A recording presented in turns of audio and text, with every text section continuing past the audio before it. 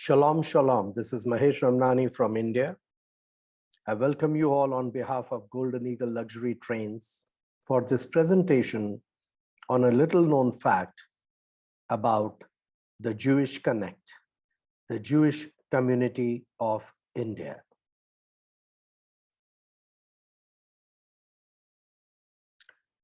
To start with, this is the map of India. We are the world's second largest country in terms of population. We got independence from the British on 15th of August, 1947. Since then, we are a secular nation. This is the country where different religious groups have lived in peace and harmony since centuries. People from across the world have come here and settled in India and made India their home. When we talk about the Indian population, we are over 1.25 billion people. The majority of us are Hindus, forming around 80% of the total Indian population. The largest minority is of the Muslims. Over 200 Muslims are living in my country. So that makes us the world's second largest Muslim population. Christians form around 2% of the total Indian population. But Good Friday and Christmas are national holidays.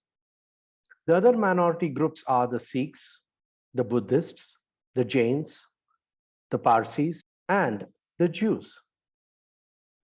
When we talk about the Jews of India, at the time of independence in 1947, we had almost 60,000 Jews living in this country.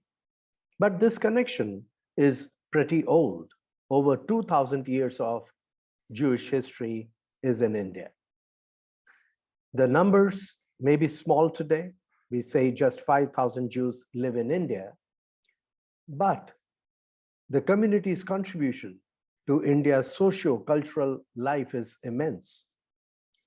There are four major sects: Bene Israeli, Baghdadi Jews, Cochin Jews, and Bene Menashe.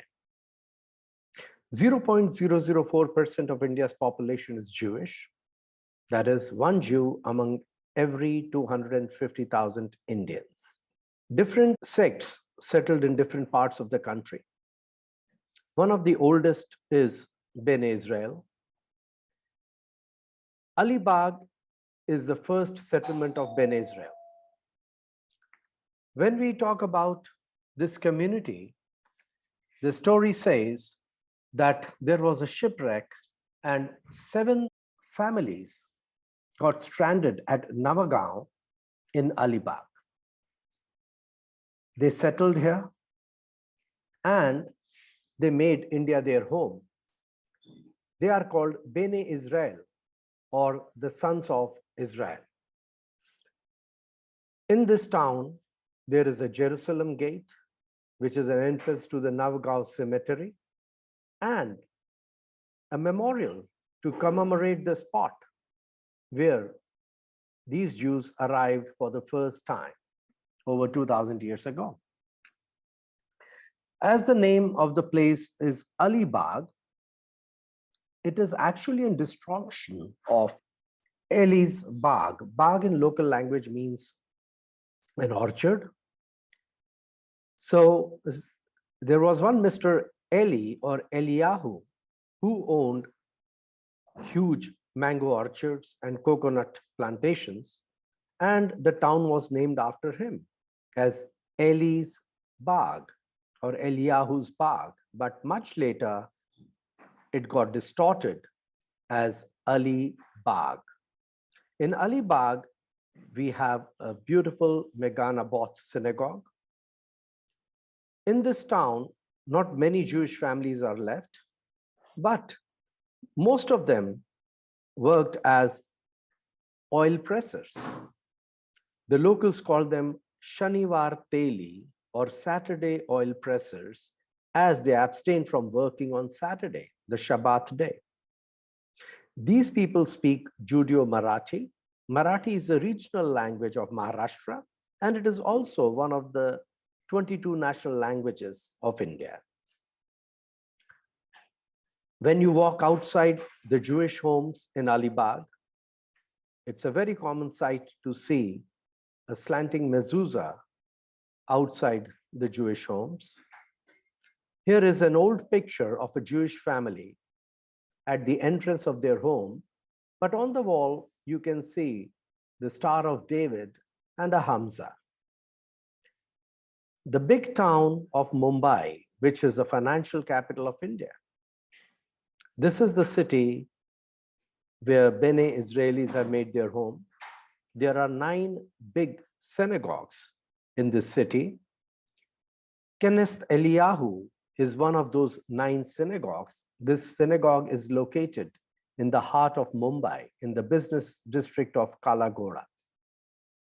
It's very well maintained and beautifully decorated.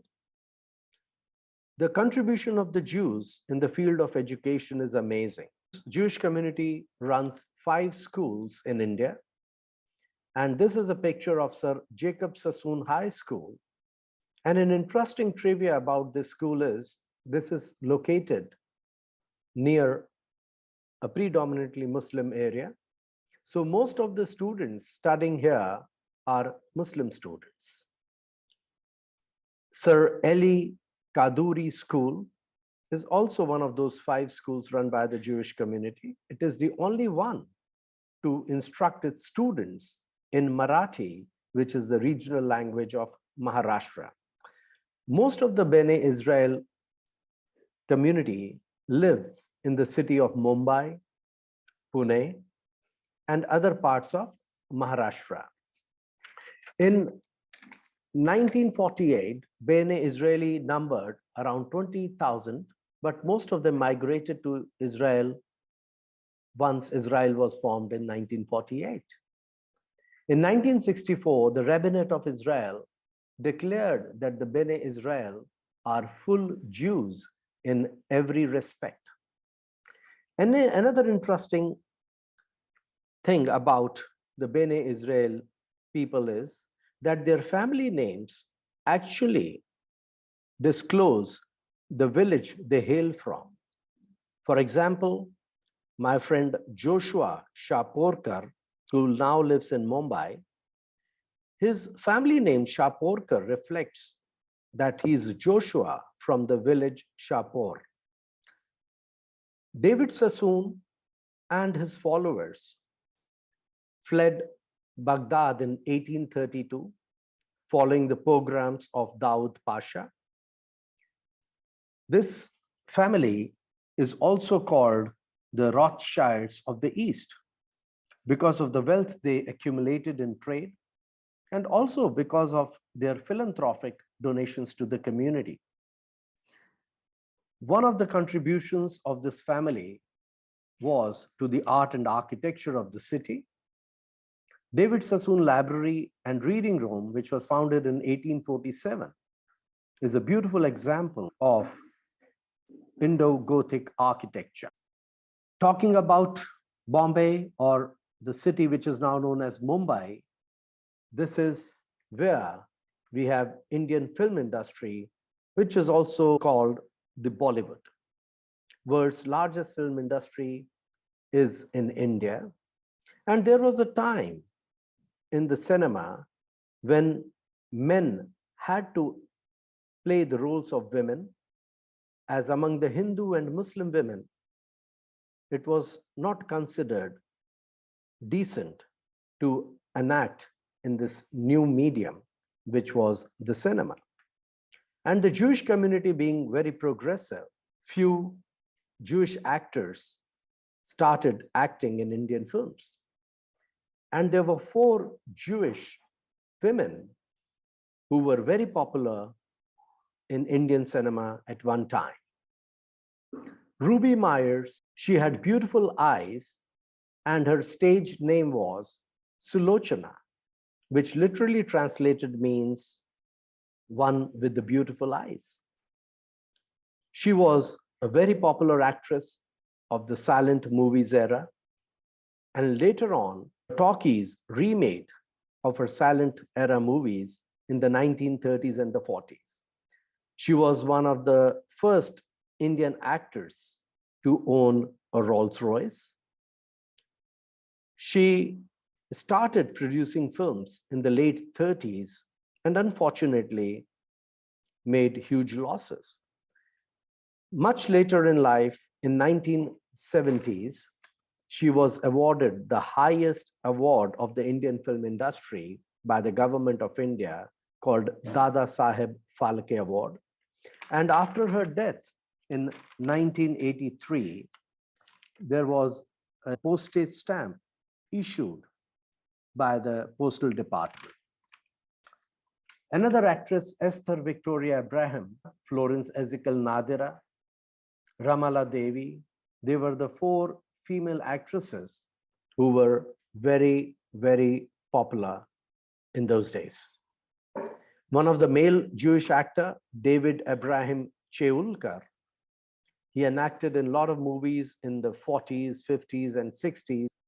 He was lovingly called David Uncle. There is one film producer who has made a documentary. His name is Danny Ben Moshe. He has made a documentary called Shalom Bollywood. It's the untold story of Indian cinema. Talking about Cochin, the city of Paradesi Jews, Cochin is on the southwest coast of India. It is also called the Malabar coast. So the Cochin Jews are also called Kochi Jews or Malabari Jews. They came to India during the time of King Solomon and settled on the southwest coast of India. Much later in the 15th century came the Jews from Spain and Portugal, who were also called the White Jews or Pardesi Jews. There was a time in Kerala when a local king gave a small territory to a Jewish rabbi, and there was a little Jewish kingdom in Kerala up to 15th century. Much later, the Jewish sought refuge with a local Hindu king who gave them a small town to settle, which today is known as the Jew town in Cochin. We have Pardesi Synagogue. It is the oldest active synagogue in the Commonwealth of Nations. It was constructed in 1568. It has beautiful Chinese tiles on the floor and gleaming chandeliers hanging from the ceiling from Belgium. This is a picture of a Jewish couple from Cochin dressed up in their wedding attire. Kolkata, the east coast of India. Kolkata was also at one time the capital of British India. Calcutta, as it was called in those days, now it is called Kolkata. This is the city of Baghdadi Jews. Baghdadi Jews came from Aleppo and Baghdad, and they spoke Judeo-Arabic. Much later, they made English their language of communication, and they traded in cotton, jute, spices, and opium. Here we have the picture of Magen David Synagogue, which was built in 1884 in the Italian Renaissance style with a brick red finish, the checkered marble floor, gleaming chandeliers, stained glass windows, and ornate floral pillars were shipped from Paris. This synagogue was recently restored. For more than 100 years, the synagogues in Calcutta have been cared for by Muslims. It's an interesting thing in India that people from different religious backgrounds have lived in peace and harmony since time immemorial. One of the Jewish legacy which will still exists in Calcutta is Nahon's Bakery. It's a 116-year-old Jewish bakery in Kolkata and famous for their plum cakes. Talking about some of the famous Indian Jews around the globe, one is Anish Kapoor. He's a British Indian sculptor. He was born in India in the city of Mumbai to a Jewish mother and a Hindu father. He spent many years in Israel before he moved to UK. He's also famous for his Cloud Gate, a public sculpture in Chicago. Talking about Lieutenant General Jack Fars Raphael Jacob, he was one of the most famous Indian Jews. He served in World War II, Indo-Pak War of 1965.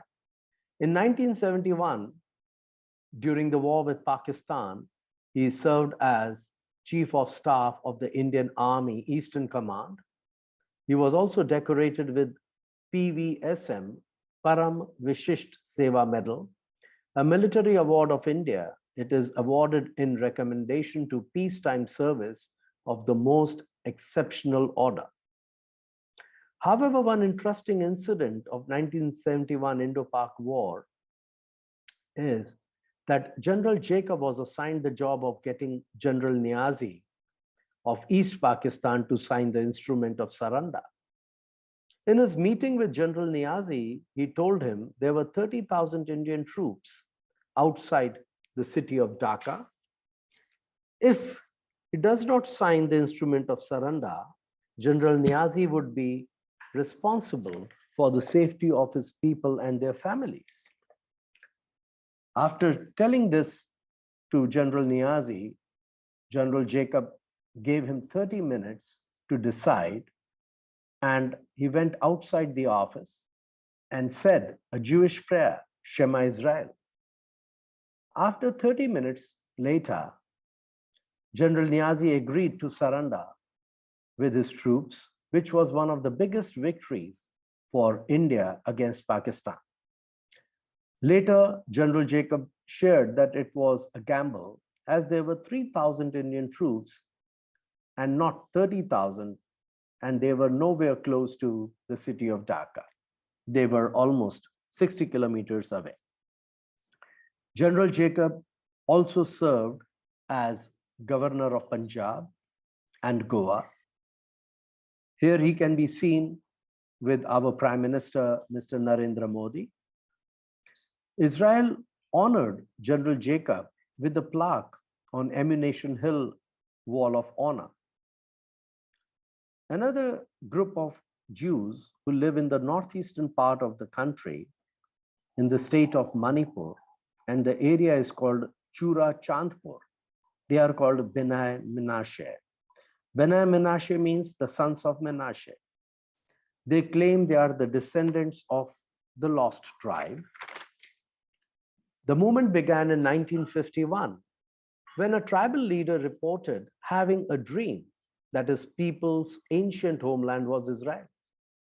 In 2005, the chief rabbi of Israel ruled that the Bnei Menashe were recognized as part of lost tribe. After undergoing the process of formal conversion, they will be allowed immigration. So many Bnei Menashe from Manipur have migrated to Israel, and for almost an year, they undergo this process of conversion before they are accepted as Jews. There is one community called Bnei Ephraim Jews. They are also called Telugu Jews, who are settled in the Guntur district of Andhra Pradesh.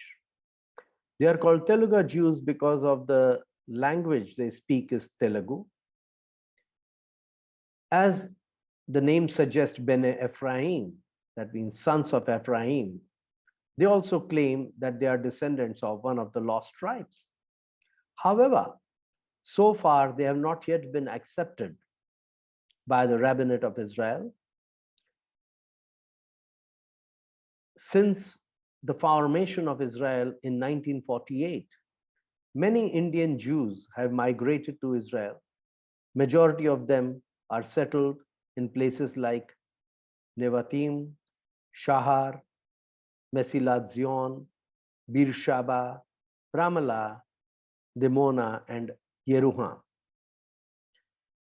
The Jewish connection has been very old, over 2000 years of Jewish history in India. I hope you enjoyed this brief presentation. Thank you very much.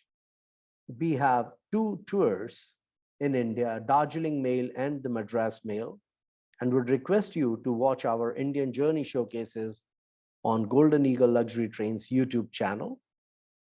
Thank you for your time. Shalom, namaste from India.